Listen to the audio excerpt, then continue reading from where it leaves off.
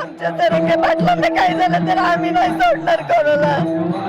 तसं आमच्या महाराजांना त्रास दिलाय तसंच तुम्ही जरंगे पाटलांना त्रास देताय. आज इथं मी खूप कमी महिला बघते, त्यात मी एक आहे.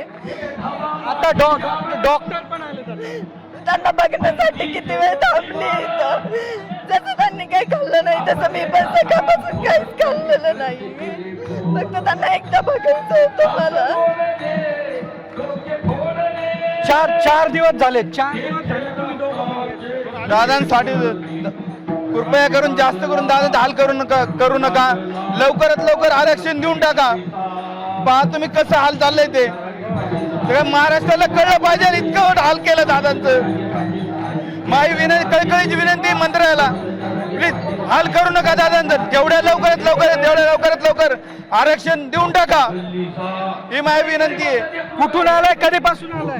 मी पुण्यामधून आलेला आहे. गेल्या 3-4 दिवस झाले. दादा त्या दिवशी आले, त्या दिवशी संध्याकाळपासून आम्ही इथे. तीन दिवस झाले तुम्ही इथे.